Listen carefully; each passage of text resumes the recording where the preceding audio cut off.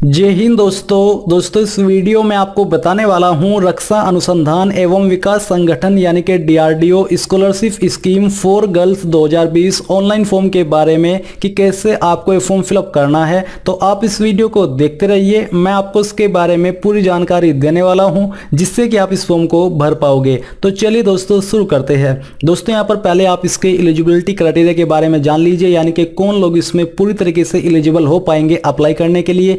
इसी के साथ मैं आपको बताऊंगा कि कैसे आपको ये फॉर्म भरना है। तो यहाँ पर ये आपकी डीआरडीओ आरएसी की ऑफिशियल वेबसाइट है जिसके माध्यम से इस फॉर्म को भरा जाएगा। आप जैसे ही यहाँ से इसका एडवर्टाइजमेंट ओपन करते हो तो आपके सामने पीडीएफ आ जाएगा।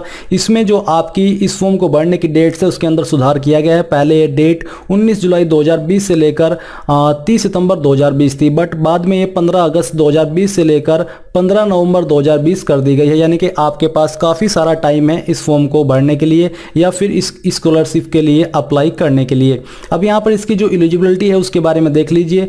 जो नंबर ऑफ स्कॉलरशिप है यहाँ पर 20 है इस सब्जेक्ट और डिसिप्लिन के लिए, जिसके नाम आप यहाँ पर देख सकते हो। और लेवल आपका क्या रहना चाहिए वो आप यहाँ पर चेक कर लीजिए, अंडर ग्रेजुएट, बीटेक, बीएससी या फिर BSc engineering.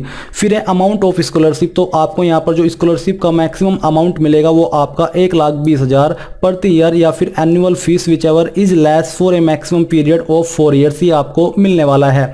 Eligibility criteria and requirements की बात करें तो candidate must be an Indian national, यानी कि आपका भारतीय निवासी होना जरूरी है। साथ ही candidate should have got admission in the first year of current academic year 2020-2021 to the relevant BTech, BSc engineering course.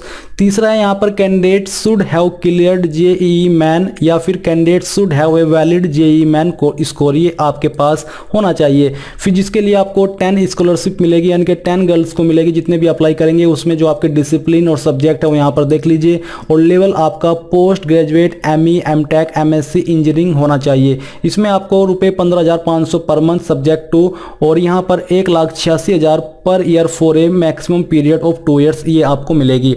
और जो आपकी एलिजिबिलिटी है उसके बारे में भी आप यहाँ पर चेक कर लीजिए। अगर आप इन एलिजिबिलिटी के ऊपर खरे उतरते हो तो इसका मतलब ये कि आप इसमें अप्लाई करने के लिए एलिजिबल हो। यहाँ पर आपको एलिजिबिलिटी के बारे में थोड़ी सी जानकारी वैसे लिख करके भी बताई गई है, आप ये जानकारी भी चेक कर सकते हो। अब चलिए दोस्तों बात करते हैं कि कैसे आपको इस फॉर्म को भरना है। तो ये आपकी ऑफिशियल वेबसाइट है, यहाँ पर आपको एडवर्टाइजमेंट के नीचे अप्लाई ऑनलाइन का लिंक मिलेगा, आपको इसके ऊपर क्लिक करना है। इसके ऊपर क्लिक करने के बाद आपके सामने कुछ इस तरह का इंटरफेस आ जाएगा जहां पर आपके सामने रजिस्ट्रेशन का पेज है। तो इसमें आपको सबसे पहले रजिस्ट्रेशन करना है। तो यहां पर दी जा रही है ईमेल आईडी, तो जो भी आपकी ईमेल आईडी है वो यहां पर आपको फिलअप कर देनी है।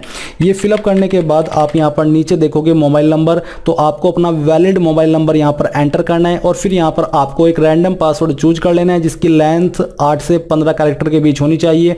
उसके अंदर एक जो इंग्लिश का कैपिटल वर्ड है वो होना चाहिए, एक स्मॉल वर्ड होना चाहिए और उसमें एक स्पेशल कैरेक्टर भी होना चाहिए, जिसके एग्जांपल यहां पर आपको नीचे दिए जा रहे हैं।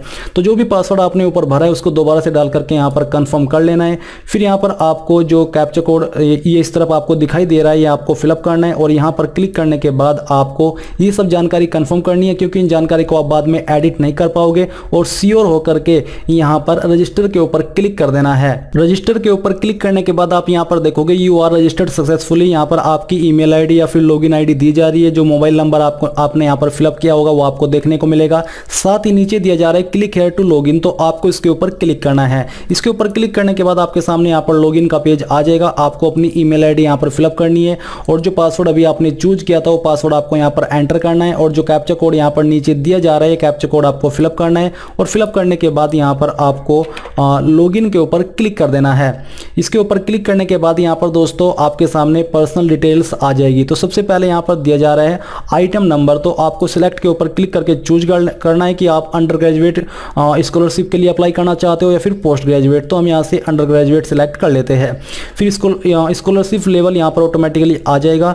रिकमेंडिंग इंस्टीट्यूट नेम, तो आप कौन सी इंस्टीट्यूट नेम यहाँ पर रिकमेंड करना चाहेंगे। आप यहाँ पर देख सकते हो कि select others in case your university institute name is not in the drop down list, यानी कि अगर आपकी यूनिवर्सिटी या इंस्टीट्यूट नेम इस लिस्ट के अंदर नहीं है तो आप यहाँ पर अदर्स ऑप्शन चूज कर लीजिए। या फिर आप अच्छे से चेक करके जो भी आपकी यूनिवर्सिटी है वो यहाँ से आपको सिलेक्ट कर लेनी है। तो चलिए हम यहाँ से एक यूनिवर्सिटी सिलेक्ट कर लेते हैं। ये करने के बाद आप यहाँ पर देख लीजिए रिकमेंडिंग इंस्टीट्यूट एड्रेस, यानी कि जो आपका इंस्टीट्यूट है उसका या फिर यूनिवर्सिटी है उसका एड्रेस क्या है वो यहाँ पर आपको भरना होगा। इंस्टीट्यूट टाइप क्या है वो आपको चूज करना है, गवर्नमेंट है, ऑटोनोमस है, यूजीसी अप्रूव्ड है या फिर AICTE अप्रूव्ड है, तो आपको उसके अनुसार यहाँ से सिलेक्ट कर लेना है। करंट परस्यूइंग कोर्स नेम, यानी कि आप करंट में इनमें से कौन सा कोर्स कर रहे हो वो आपको यहाँ पर चूज करना है, और कोर्स ब्रांच क्या है वो यहाँ से आपको सिलेक्ट कर लेनी है। फिर कोर्स डिपार्टमेंट क्या है उसका नाम आपको यहाँ पर देना होगा, और डेट ऑफ एडमिशन यहाँ पर आपको फिलअप करनी होगी। आपको यहाँ से इस प्रकार से चूज कर लेना है। ये करने के बाद फीस पर मंथ ऑप्शनल, यानी कि आपकी फीस पर मंथ कितनी है, ये ऑप्शन ऑप्शनल है, आप चाहे तो इसको भर सकते हैं या फिर इसको खाली भी छोड़ सकते हैं। फीस पर एनम, यानी कि प्रति ईयर आपकी फीस कितनी है वो यहाँ पर आपको लिखनी होगी। Name as recorded in secondary school certificate, यानी कि सेकेंडरी स्कूल सर्टिफिकेट के अंदर आपका क्या नाम है वो यहाँ पर आपको भर देना है। अगर आप जो नाम आपने रजिस्ट्रेशन करते समय भरा था उसके अंदर कोई चेंजेस करना चाहते हो तो आप यहाँ पर वो चेंजेस अभी भी कर सकते हो। जेंडर आप यहाँ पर देख लीजिए, इसमें फीमेल कैंडिडेट ही अप्लाई कर पाएंगे। आप देख लीजिए कि the scholarship scheme is only for female candidates, यानी कि मेल इसमें आवेदन नहीं कर पाएंगे। बट मैं आपको वीडियो के बनाने के लिए ये फॉर्म आपको भर के दिखा रहा हूँ, जो कि मेरी एग्जैक्ट इन्फॉर्मेशन नहीं है। आपका मदर्स नेम यहाँ पर दिया जा रहा है और फादर नेम भी यहाँ पर आप अपना फिलअप कर दीजिए। ये मेरी जानकारी पहले से फैच की गई है, बट आप यहाँ पर अपनी मदर्स और फादर का नेम यहाँ पर भर दीजिए। कास्ट कैटेगरी आपकी क्या हो यहाँ से आपको सिलेक्ट करनी है। डेट ऑफ बर्थ आपकी जो भी है वो यहाँ से आपको चूज करनी होगी, तो आपको यहाँ पर इसके ऊपर क्लिक करना है और यहाँ से आपको अपनी डेट ऑफ बर्थ सिलेक्ट कर लेनी है। फिर आता है आपका मोबाइल नंबर और आपकी ईमेल आईडी, ये भी आप यहाँ से चेक कर लीजिए। इसके बाद है नीचे है एड्रेस, तो आपको एक तरफ देखने को मिलेगा एड्रेस फॉर कोरस्पोंडेंस, यानी कि आपका प्रेजेंट एड्रेस। तो जो भी आपका प्रेजेंट एड्रेस है वो यहाँ पर आपको अपनी आईडी के अनुसार भर देना है। और दूसरी तरफ है आपका परमानेंट एड्रेस, तो अगर आपका प्रेजेंट एड्रेस और परमानेंट एड्रेस सेम है तो आपको उसके ऊपर टिक कर देना है। ये टिक करने पर आपको दोबारा से एड्रेस भरने की आवश्यकता नहीं पड़ेगी। आपको अच्छे से यहाँ पर स्टेट, पिन कोड, कंट्री ये सब जानकारी भरनी है। नेशनलिटी यहाँ पर आपको इंडियन सेलेक्ट कर लेना है और आधार कार्ड नंबर के सामने आपको अपना आधार कार्ड नंबर फिलअप कर देना है। नीचे आती है एजुकेशनल क्वालिफिकेशन, तो यहाँ पर दिया जा रहा है 10+2 या फिर इक्विवेलेंट, तो आपको 12वीं की जानकारी देनी है। तो यहाँ पर दिया है एग्जाम पास्ट, तो आपको हम यहाँ पर लिख देते हैं 12th, जो कि आप यहाँ पर इंटरमीडिएट भी लिख सकते हैं। ये लिखने के बाद आप देखोगे यूनिवर्सिटी या फिर इंस्टीट्यूट, तो बेसिकली आपने किस बोर्ड से किया उस बोर्ड का नाम यहाँ पर आपको लिखना है। सब्जेक्ट आपके क्या क्या थे वो आपको यहाँ पर लिखना होगा, आप चाहे तो एक एक करके भी लिख सकते हैं। पासिंग ईयर आपका क्या था, यानी कि किस ईयर के अंदर आपने पास कर ली थी वो आपको भरना है। परसेंटेज आपकी कितनी थी वो आपको फिलअप करना होगा, और डिवीजन आपकी क्या आई थी वो आपको यहाँ से चूज कर लेना है। नीचे है JEE क्वालिफाइड, अगर आप हो तो यस कीजिए, नहीं तो आपको नो करना होगा, बट इसमें ये जरूरी है कि आपका JEE क्वालिफाइड होना चाहिए, तो हम यस कर देते हैं।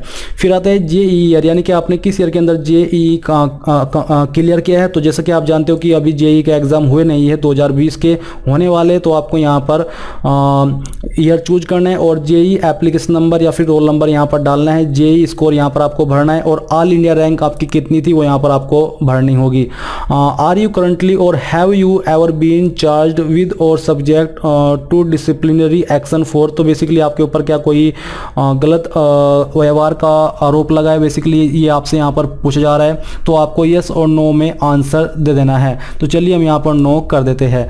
अब ये सब जानकारी जितनी भी आपने इस सेक्शन के अंदर भरी है, यानी कि इस पेज के अंदर भरी है, वो आपको चेक कर लेनी है और फिर आपको सेव के ऊपर क्लिक कर देना है। सेव के ऊपर क्लिक करने के बाद आप यहाँ पर देखोगे congratulation, step 1 biodata completed successfully, click on to photograph and documents for next step, यानी कि अब आपको फोटोग्राफ एंड डॉक्यूमेंट्स के ऊपर क्लिक करना है। इसके ऊपर क्लिक करने के बाद यहाँ पर आपके सामने इसकी जानकारी आ जाएगी, जिसमें कि आपको कुछ डॉक्यूमेंट्स अपलोड करने हैं, जैसे कि 10+2 और इक्विवेलेंट सर्टिफिकेट, जिसका साइज 50 से 500 KB के बीच होना चाहिए और format PDF, JPEG, JPG allowed किया गया है। तो आपको चूज फाइल के ऊपर क्लिक करना है और जहां पर भी आपका डॉक्यूमेंट है 12th का वो आपको अपलोड करना होगा। तो चलिए मैं यहाँ पर एक रैंडम इमेज आपको अपलोड करके दिखाता हूँ। तो हम यहाँ पर पिक्चर्स के ऊपर आते हैं और एक यहाँ से इमेज सिलेक्ट कर लेते हैं। तो आपको सेम तरीके से फाइल सेलेक्ट करनी है और उसको ओपन कर लेना है।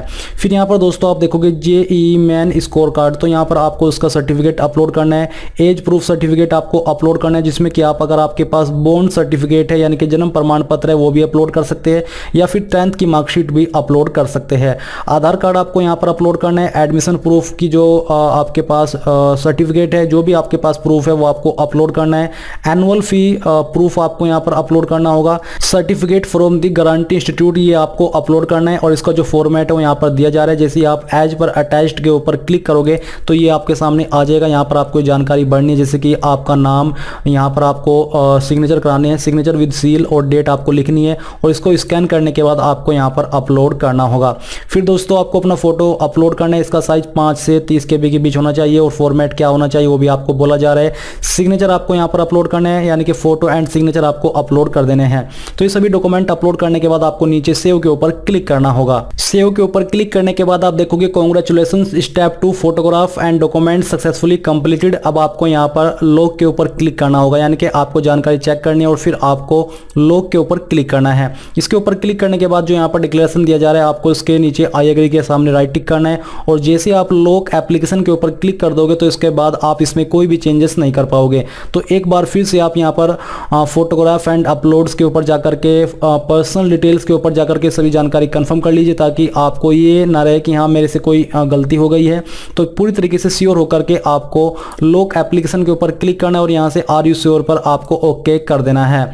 ये करने के बाद आपके सामने यहाँ पर माई एप्लीकेशंस आ जाएगी। Status details for item number 1 आप देख सकते हो। डाउनलोड एज PDF, ये आप यहाँ पर क्लिक करके इसको PDF के रूप में डाउनलोड कर सकते हो, या फिर प्रिंट एज HTML।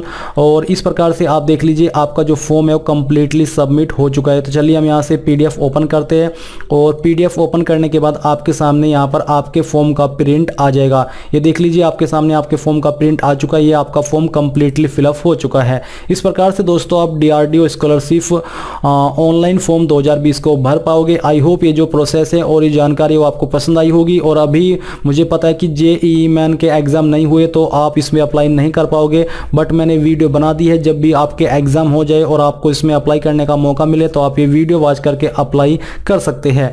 और इस वीडियो के लास्ट में आपसे एक बार फिर से कहना चाहूँगा कि प्लीज़ उस वीडियो को लाइक, शेयर और साथ ही साथ आपके अपने यूट्यूब चैनल ज्ञानदेव होस्ट को सब्सक्राइब कर ले, और सब्सक्राइब करने के बाद बेल के आइकन को दबा दे, ताकि आपको आगे आने वाली वीडियोस के नोटिफिकेशन सबसे पहले मिल पाए। जय हिंद दोस्तों।